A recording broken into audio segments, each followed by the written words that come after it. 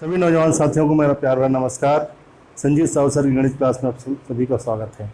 साथियों, आज के इस वीडियो में आपको बताऊंगा एक चर का द्विघात समीकरण, जिसको हम वर्ग समीकरण भी कहते हैं। इसके अंतर्गत प्रश्नावली 3 का प्रश्न क्रमांक 9 में एक समस्या दी गई है। उस समस्या को हमको दूर करना है, उसका हल हमको ज्ञात करना है।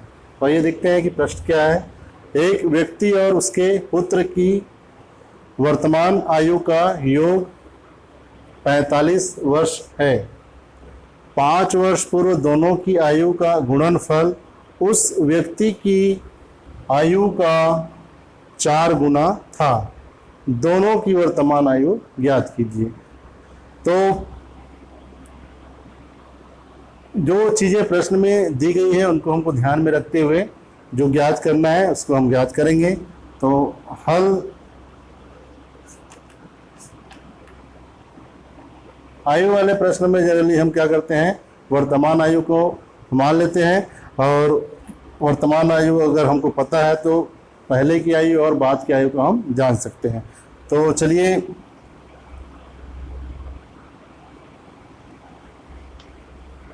पुत्र की वर्तमान आयु मान लेते हैं। पुत्र की वर्तमान आयु बराबर x वर्ष मान लिया। पिता की वर्तमान आयु बराबर y वर्ष मान लिया। अब इन दोनों में क्या संबंध है, तो पहले कथन को आप देखिए। व्यक्ति और उसके पुत्र की वर्तमान, व्यक्ति कौन है, उस पुत्र का पिता है। एक व्यक्ति और उसका पुत्र, मतलब एक पिता है और एक पुत्र है। वर्तमान आयु का योग, दोनों के जो वर्तमान आयु है उनका योग कितना है, 45 वर्ष है। हमने दोनों का वर्तमान आयु क्या क्या माना है, x वर्ष और y वर्ष माना है। इसलिए प्रश्नानुसार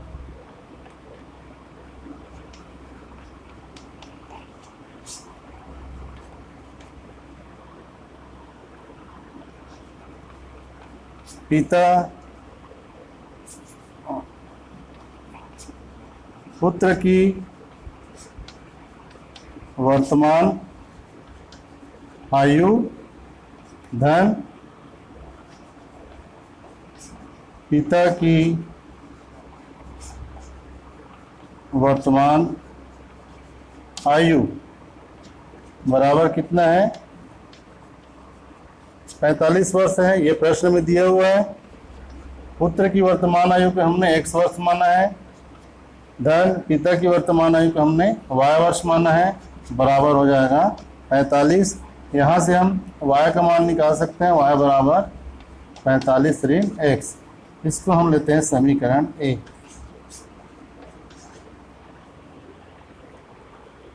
अब आगे क्या कहा जा रहा है, 5 वर्ष पूर्व दोनों की आयु का गुणनफल उस व्यक्ति की आयु का 4 गुना था। मतलब 5 वर्ष पहले जो दोनों की आयु थी उन दोनों को हम गुणा करेंगे तो वो किसके बराबर होगा, 5 वर्ष पूर्व जो उस व्यक्ति की आयु थी उसके 4 गुने के बराबर होगा। मतलब तो पहले तो 5 वर्ष पूर्व की दोनों की आयु याद कर लेते हैं। 5 वर्ष पूर्व पुत्र की आयु बराबर कितना होगा, वर्तमान आयु है x, तो 5 वर्ष पूर्व की आयु x ऋण 5 वर्ष, वर्तमान आयु में 5 कम हो जाएगा। उसी प्रकार 5 वर्ष पूर्व पिता की आयु बराबर, पिता की वर्तमान आयु कितना है 5, तो 5 वर्ष पूर्व की आयु कितना हो जाएगा, y ऋण 5। पिता की वर्तमान आयु है y, और 5 वर्ष पूर्व की आयु कितना हो जाएगा, y ऋण 5 वर्ष। इसमें हम y का मान रख देते हैं। y का मान कितना निकाले, समीकरण 1 से 45 ऋण x, और ये ऋण 5। y का मान हमने समीकरण 1 में निकाला है 45 ऋण x। तो 45 ऋण x रख दिए y की जगह में, और ये ऋण 5 बराबर धन 45, ऋण 5 कितना होता है धन 40, और ये ऋण x। तो इस प्रकार से 5 वर्ष पूर्व पिता की आयु कितना हो गया 40 ऋण x। प्रश्नानुसार, पुनः प्रश्नानुसार जो प्रश्न में दूसरी जो शर्त है या दूसरी बात कही गई है,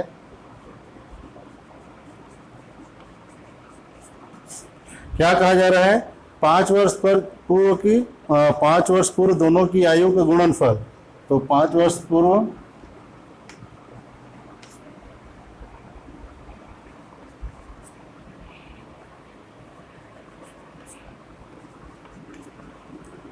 दोनों की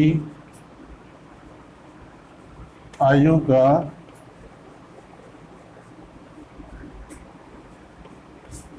गुणनफल किसके बराबर है, उस व्यक्ति की आयु का 4 गुना।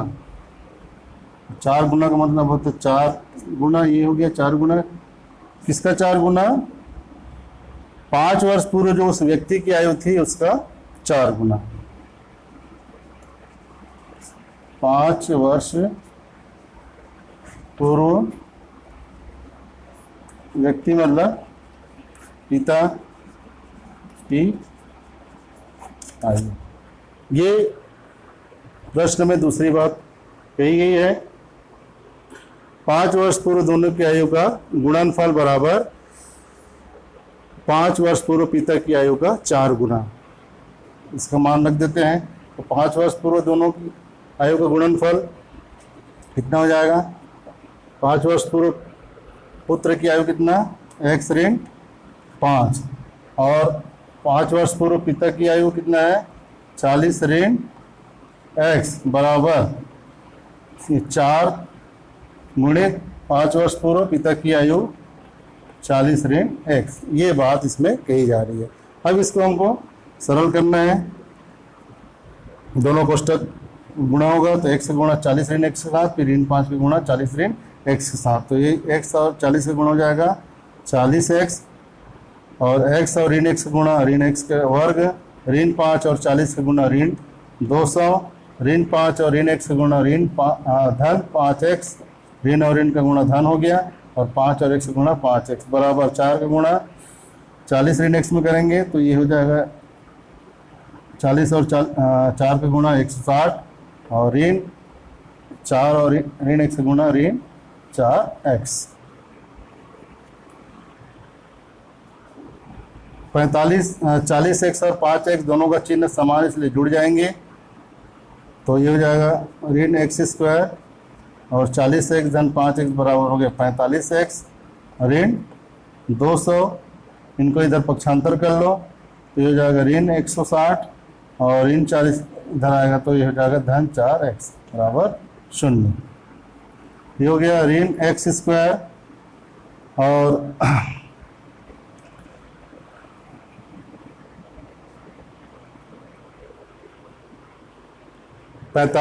x और 4x दोनों जुड़ जाएंगे, दोनों का चिन्ह समान है इसलिए हो जाएगा धन 49x, और ऋण 200 और ऋण 160 दोनों का चिन्ह यहाँ समान है इसलिए दोनों जुड़ जाएंगे तो ये हो जाएगा ऋण 360 बराबर 0। अब ये एक वर्ग समीकरण दिख रहा है जिसमें वर्ग वाले पद का जो चिन्ह है वो ऋणात्मक है, जबकि वर्ग समीकरण में हमेशा वर्ग वाला जो पद होता है वो हमेशा धनात्मक होता है। तो धनात्मक गुणाने के लिए क्या करेंगे, हम इस समीकरण में ऋण चिन्ह का गुणा करेंगे। समीकरण में ऋण चिन्ह का गुणा करने पर क्या हो जाएगा, गुणा करने पर तो ऋण x² धन 49x ऋण 360 बराबर ऋण और 0 का गुणा करोगे तो आपको 0 ही मिलेगा। ऋण का गुणा ऋण x² में हो जाएगा तो ये धन x², फिर ऋण और धन का गुणा ऋण 49x, और ऋण का गुणा हो जाएगा धन 360 बराबर 0। इस प्रकार से हमको वर्ग समीकरण प्राप्त होता है कौन सा, एक्स वर्ग ऋण 49 एक्स धन 360। अब आपको क्या करना है, गुणनखंड करके इस मध्य पद का गुणनखंड करना है और x का मान ज्ञात करना है।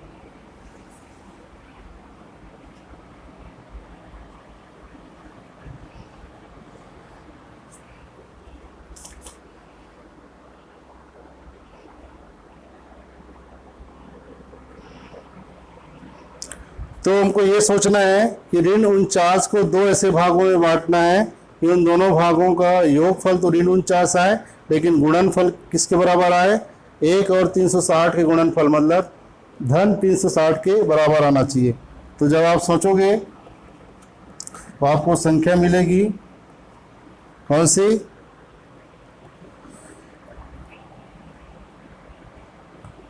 40 ऋण 40 और ऋण 9। इन दोनों को जब आप जोड़ेंगे तो ऋण 49 मिलेगा और जब गुणा करेंगे तो धन 360 मिलेगा। तो ये हो जाएगा ऋण 40x ऋण 9x धन 360 बराबर 0। ये मध्य पद तोड़ दिए। अब इसके बाद में इसका गुणनखंड करेंगे तो ये जोड़ी बनेगी इस प्रकार से, इसमें x कॉमन निकलेगा, कोष्टक में बचेगा x ऋण 40। इसी प्रकार यहाँ भी 360 का मतलब 40 गुणित 9 होता है, तो यहाँ 40 9 जो है कॉमन निकल आएगा, तो यहाँ बचेगा x और यहाँ बचेगा 40 बराबर 0। अब गुणा करके देख लीजिए, 9 ऋण 9 और x का गुणा ऋण 9x आएगा, ऋण 9 और ऋण 40 का गुणा धन 360 आएगा। तो इस प्रकार x ऋण 40 दोनों जगह कॉमन है, यहाँ भी है और यहाँ भी है। यहाँ क्या बच गया x, यहाँ क्या बचा ऋण 9 बराबर 0। तो इस प्रकार से हमको दो गुणनखंड प्राप्त होते हैं, x ऋण 40 और x ऋण 9। तो जब x ऋण 40 बराबर 0 है तब x बराबर कितना हो जाएगा 40, और जब x ऋण 9 बराबर 0 होगा तो x बराबर होगा 9। इस प्रकार से x के हमारे पास दो मान प्राप्त होते हैं। अब दोनों में से कौन सा सही है उसको हम कैसे चेक करेंगे, तो जो पुत्र और पिता की आयु है, देखिए पुत्र और पिता की आयु में क्या संबंध था,